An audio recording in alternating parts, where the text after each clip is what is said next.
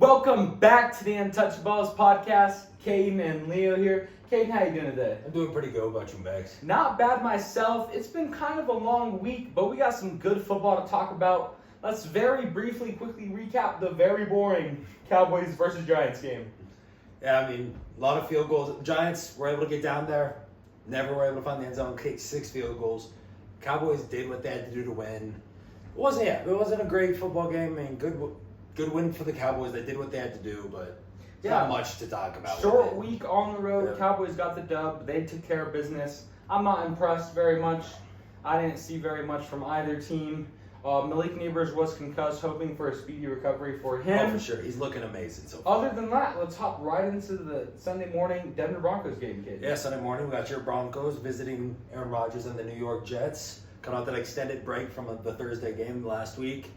They will be 7.5-point favorites over your Broncos. Yeah, at home with the Broncos. We're not really sure what team we'll get this week, Caden. If we get the Denver Broncos that showed up in Tampa, I think this team could win this football game, Caden. If the offense looks 75% of what they did on Sunday, we'll lose this football game. I think everyone's going to have to fire on all cylinders offensively, Caden, to compete against a tough, stout Jets defense. And, of course, we know the challenges Aaron Rodgers possesses. Oh, yeah, because last week against the Patriots, he looked more like Aaron Rodgers. He was getting the ball out quick, finding those tight windows. I do like the Broncos defense. Losing Alex Singleton for the year is a huge blow for them. Huge loss, Caden. But with the way the spread is up at 7.5, with that little hook, I do see a way where the Broncos will be able to cover that. Like, even if they lose by a touchdown, they're still good. I think they should be able to keep it within that touchdown-ish area, but I do believe, based on what we've seen so far to the Jets and the Broncos, I do believe the Jets will come out on top in this game. Caden, you're pretty spot on. I do like the Broncos to cover as well, but I'm honestly thinking they're going to ride the momentum, Caden. Last year they lost to the Jets and Nat Hackett in particular. Yep. I think this is actually going to be a revenge bounce-back game for the Broncos from last season. I see Bo Nix getting his first road win. Okay, first of all, will he finally get a passing touchdown? Yes, I will say. Yes. And you know what? I'm going to actually say this is my prediction. It's going to be the Greg Dulcich. Ooh, okay. Random call out. Greg Dulcich. Haven't got it. That's my prediction for this Sunday. Let's talk about your Patriots. Our Patriots, after a bad game last week against the Jets, like we just said, they come and now they have to face the 49ers, who look good, even though they did blow that game against the Rams last week. It's still the Niners, but they are 10.5-point favorites. Well, Caden, I'm kind of a little skeptical with the way the Niners have been finishing games. I don't like it. I don't like the way they've played the last, to start the season. I'm going to say I've not liked the way they played. They just look a little off, Caden. Little things here and there not clicking. With that being such a high number, I like New England to actually cover. See, yes, the Niners haven't looked like they did last year at all. I mean, obviously they're dealing with a good bit of injuries. Of course. We won't have Deebo Samuel again this week. No Christian McCaffrey. No Christian McCaffrey still. Hopefully they'll get back George Kittle. It's looking like he will return this week. But even then, so far this year, teams that are, I think it's 8 points or more underdogs, are not only covering at about like an 80% clip, they're winning a lot of games. Yes. I don't see a way where the Patriots can win this game. I don't. Like the Niners are a much better team. I trust Kyle Shanahan. I trust Kyle Shanahan. Like the Niners are just a better team. But with how large that number is, the way the Niners have been playing, especially in the second halves of these games and letting the teams come back, like the Rams last week with Stafford and with no receivers. Yes. I do think, Niners should be able to win this game, but I don't really think they'll be able to cover that 10.5, especially the way we've seen the NFL be going on so far this season with those trends. Very good point, Caden. It's going to be an interesting game, I think, as long as the Niners don't blow the hinges off the Patriots too bad there, Caden. Moving on to the next primetime matchup. We got the primetime Sunday game Night here. Football. We got the Buffalo Bills visiting the Baltimore Ravens. Ravens favored by 2.5. Caden, I'm not sure how the Ravens are favored in this game based on what we've seen from both teams this year. Obviously, with the Ravens having had that tough loss against The Raiders. Yeah. And a performance against the Cowboys Where the first half they looked amazing. They first looked half like the amazing. Niners. Second half offense stalled. Yes. They allowed a little bit of a comeback. And the dominant victory that the Bills just had over the Jaguars. I'm not sure how Buffalo is an underdog there. I like them to cover. Okay, yeah, see, I'm kind of on the opposite side here. Really? I'd like the Ravens more here, especially with it being in Baltimore. This was in Buffalo. Not only, I mean, if it was in Buffalo, the lines would obviously be flipped more too, but I do think the Ravens, yes, the Bills have been looking really good. They blew out the Dolphins, blew out the Jaguars. I still think the Ravens are a more complete team. I like Lamar Jackson better than Josh Allen. Really? Josh Allen's too turnover prone. I don't want someone who's going to turn the ball over 30 times a year. I think Lamar's a more sound, well-rounded quarterback. I've been a Lamar Jackson fan for a while now as well. I can't, you know what, Caden, you might have me switching my pick here, Caden. You might have gotten me just enough with that Lamar Jackson take. But I am going to still ride with the Buffalo Bills. The Bills are a good team. I'm not going to deny that. Those are a really good team. I like the Ravens' defense a little bit more. Ex-Patriot Kyle Van Noy is looking really good to start this year. Yes. He's getting a lot of pressure. He's getting in there, attacking the quarterback. And you still have Kyle Hamilton. Their safeties looking at. I think the Ravens. It should be a really good game. We should be in for a great Sunday night matchup. I do think the Ravens will come out with the win and the cover. In addition, Caden, Buffalo's going to need to stop Derrick Henry. Yes, They're going to have to limit that run game of the Ravens. If they can do that, if they can minimize the effects and force Lamar Jackson to beat you with their arm, I think they set themselves up for a good chance to win. I would agree with that. If they can somehow stop Derrick Henry, then that really sets the Bills up for success. Let's talk about the final NFL game of the week, Monday Night Football. No, it's another weird week with a stupid doubleheader. We have, two doubleheaders. Give us the first game. So the first game, Will Levis against Skylar Thompson. This game is honestly Bad barely mentionable. Bad football. Bad football. Right now, somehow the Dolphins are favored by 1. I think the Titans should not only be able to cover that 1, win this game. I think Skylar Thompson's probably the worst starting quarterback in the NFL right now. You're going to go that far? Oh, yeah. I would take Malik Willis. I'd take Will Levis both Obviously. over them. I'm not. Will Levis struggled. Give me Minshew or Aiden O'Connell. Shit, I mean, if Herbert doesn't play, give me Taylor Heineke. Skylar Thompson is downright just bad. He's a really bad quarterback. And Caden, I'm going to be honest, the Dolphins just look like a team that's given up on themselves. They look like they're done. They look like their season's already over. And I also like the Titans just being able to suck less than the Dolphins. Exactly. Yeah, that's going to be a big matchup of 2 really bad teams. Who will suck less?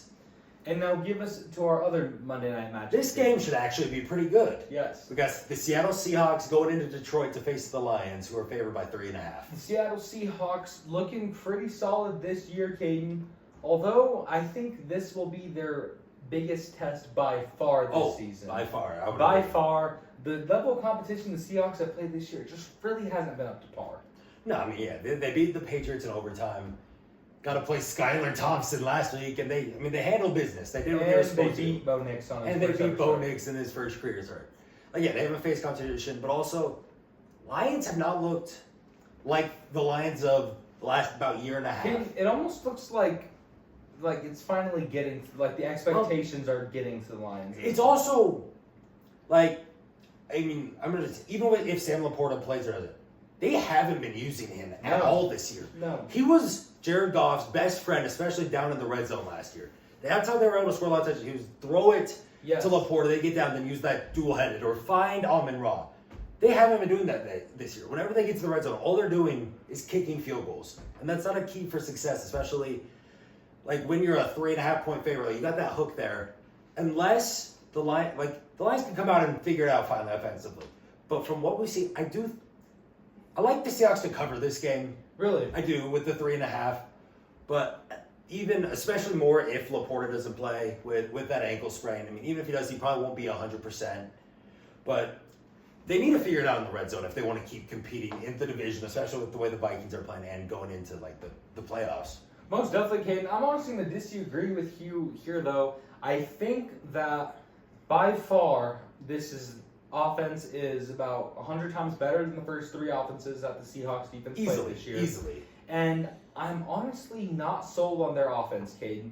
I think if the Lions are able to come out, take an opening possession, get a touchdown early, get points on the board, Geno's going to struggle when you force him to pass, and they can't play with a comfortable lead or a game that's at least close. So I'm looking for Detroit to be able to push the pace, get points on the board early, and kind of coast the rest of the game, just keeping it out of Just reach from Geno and the offense. Guys, yeah, we got a couple disagreements this week in the NFL. We'll Yes, see we do, who kid. winds up on top there. Exciting week. Let's transition over now into college football, Caden. A lot of great matchups. A lot of great this weekend. ranked matchups this week. Yes. In the morning, we got 2 ranked teams coming off bad losses.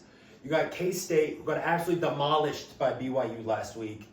Even though they outgained them, they just turned the ball over every other play, and it resulted in a bunch of touchdowns. And then you got Oklahoma State, who lost at home last week to a Cam Rising-less Utah team. K-State is at home this week, favored by 5. What are your thoughts on this, Max? I am very, very conflicted within this game, Caden. I'm actually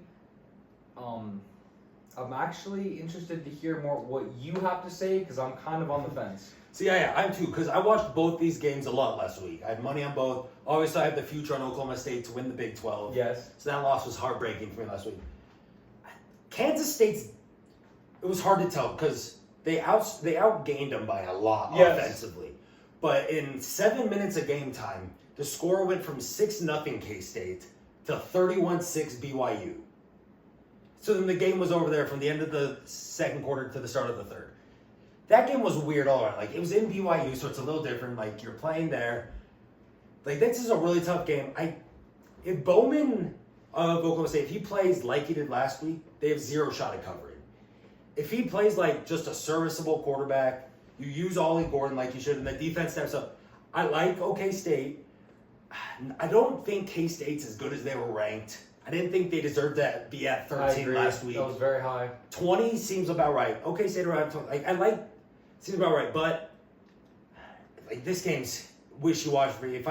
My pick though will be Oklahoma State +5, but it really could go either way. I was gonna say, Kane, ultimately with my pick for our School of Sports Pick'ems, if you guys know School of Sports, the student journalism organization I'm a part of. Make sure to follow them. Colorado. Yes, do that. I did actually pick Oklahoma State this week.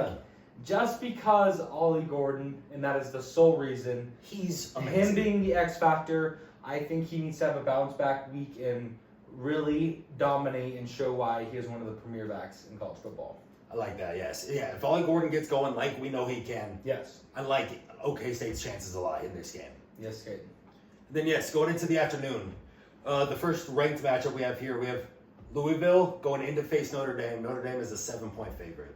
Yeah, Caden, this one's kind of iffy for me, just because Notre Dame, when you put expectation on them, they love to fail.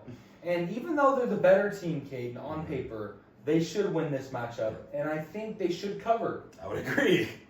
I'm just not sure if I trust enough to pick them. This is one I would stay away from if I was better. See, I'm with you.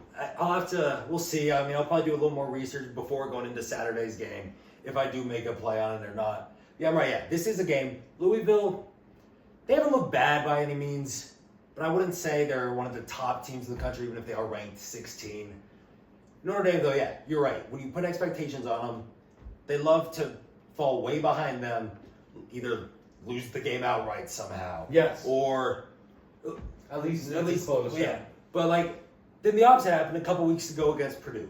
Their starting quarterback was it was like, oh, the line dropped from 12. They were 12.5-point favorites all the way down to 7.5-point favorites. Yeah.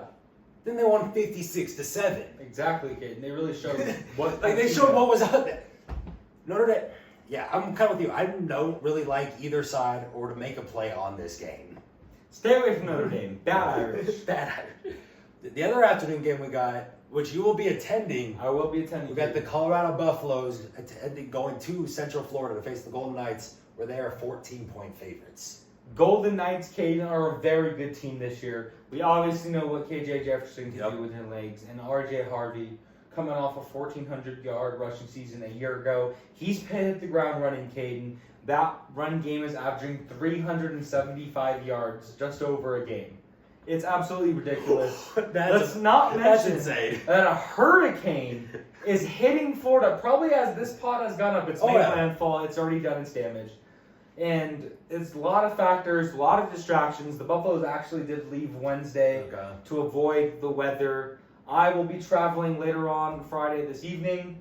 I'm hoping that received no delays. We're not sure, but yeah, this is going to be a very tough game on the road, Caden, for the Buffaloes in the bounce house.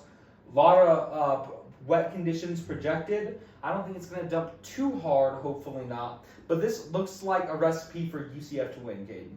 What about cover? It's a 14-point spread. That's pretty big. I'm going to say, though, Caden, with the way Colorado finished last week, that momentum, they know this is a conference game. They understand what's at stake. I think we're in for a really good game, and I think Colorado will cover for sure. See, yeah, I agree with everything you said. Yeah, UCF should be able to win, especially the way they've been running the ball this year. I will say, though, I am predicting Colorado win.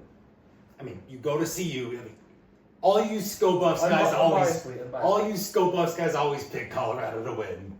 Anyway, continue. But yeah, I like UCF to win this game, but I think 14's too big of a spread here. I think the Buffs should be able to keep it within that 2-touchdown range and cover, even though I think they'll lose the game. Yeah, so UCF's had a bye week as well to prepare for Colorado. I think if Colorado wins this game, Micah Welch and Dallin Hayden need to combine for 150-plus rushing yards. Those two backs need to have a good day on the ground. The offensive line's got to get pressed. Because if Shedeur has to sit back and pass the ball more than 50 times, they're not going to win this football game. Oh, definitely, especially if the weather's bad, if it's raining. Like it's not a good recipe to pass 50 times in the rain at all. No, it is not. That's my thoughts on the game, Caden, but it should be a very exciting matchup. And potentially look for a vlog maybe going out up on this channel from that trip. We may see something along those lines. If not, we'll definitely talk about it on Monday's episode. Perfect. Yeah, then also in this afternoon slate, we have your Longhorns hosting the Mississippi State Bulldogs. UT's favored by 38. Once again, Caden, Texas with the easiest schedule, I feel like, in college football. You guys, they still have to play. To start, obviously haven't gotten into the meat. They're going to get into the meaty SEC schedule. Yeah, that's pre-conference play. And they play Michigan. They need to go to Ann Arbor and play Michigan, the defending national champion. The rest of the schedule's been Caden. The rest, defending national. They're still the defending national. Okay. They did beat USC. When most of that team was in the NFL. I know. Yeah, they're not obviously not the same team. Obviously, Texas is going to take care of business. Texas should be able to take care of business, whether it's Arch or Quinn. Hasn't fully been out. It's like either way, they should be able to take care of business, beat this Mississippi State team that's not that good, and just handle business before the meaty part of the schedule comes up. Caden. Obviously, we've continued to praise this Texas team. I don't think there's too much more to say about it. This can be easy. They're good. When we finally get into conference play, the matchups are going to get a lot more interesting. But other than that, this is conference play. Oh, sorry. It is conference play. Correct. But it's the lower end of the conference play. Once we get into the good teams in the conference. Yeah. Which, speaking of the SEC conference and good teams, team, give us this matchup rundown. We got Georgia at Bama, baby. Georgia favored by 1. This is going to be an electric, classic Saturday night showdown in the SEC, Cade. This game's got everything you could look for, and I'm excited to watch some great football. Oh, I am too. Both teams I think are really good. Bama, who cares that they lost Nick Saban? They're still Bama. It's Bama. They still have everyone. Jalen Milroe has still looked really good this year. And then on the other side, you have Georgia. Carson Beck's looking like their whole team's looking good. They're both 2 top programs in college football still. Should be in for an absolute classic SEC, like you said, night game. I like Georgia, though, in this game. I do think Georgia is the better team and should be able to come out on top here. Caden, you read my mind. I am also riding with the Georgia Bulldogs. I think this game is going to be just insane. I'm hoping I get done at the UCF game early enough to be able to watch the full game, Caden. But at least the second half? At least the second half, but I'm expecting to see some fireworks. Hey, also on at that time, though, as Georgia hopefully is beating Bama, we got another ranked matchup, this time in the Big Ten. We got Illinois visiting Penn State, where Penn State is an 18-point favorite. Caden, as much as I would like to say Illinois can cover, I just like Penn State too much in this matchup. See, we differ on this one. Because I look back more like when Penn State played Bowling Green a couple weeks ago. They were 24-point favorites. They didn't even come close to covering that. Yeah. Somehow they let Bowling Green from the MAC hang around with them all game. They're coming in with the number 19 ranked team in the country in Illinois, who's looked really good. beat Nebraska last week in overtime at Nebraska. I think 18's way too high of a spread here for them. Caden, it is, although this is my mindset and why I'm going in. I think Penn State may have been in a little bit of a trap game there with that spread. With that one grade. I think them knowing how good Illinois is, they're going to be ready and they're not going to take this opponent lightly. They're going to have studied the film from the Nebraska game, which Nebraska showed there are weaknesses on the Illinois team. Dylan Raiola was able to take advantage of that. And I like Penn State to be able to cover, although I would not be surprised if it was only like a 2-touchdown win, and they just didn't. Another thing, though, with me about Penn State, I'm not a big believer in Drew Aller. I don't think he's like that good of a quarterback. I think he's serviceable enough. Exactly. I think he's like a serviceable quarterback. Yeah. I don't see him as like one of these great college quarterbacks right now. He's definitely not the over tier. So that's why I don't really think though that spread's too high because I don't think he's really that. He's a serviceable, but not that good. So you're basically off of quarterback play alone. You think that it's more? I just think they won't be able to score as much as they'll need to cover that 18 with Drew at quarterback. Very reasonable, Caden. Very reasonable. Of course, be sure to check our social media where you guys can see the full graphic and spreadsheet of all our picks from this week. Yep, and make sure to subscribe to the YouTube channel. And next week we'll get into the MLB playoffs, which will be starting next Tuesday. Of course. Anything else, Caden? That was it. That's all we have for this week. Thank you all for listening. And once again, we'll see you all next time.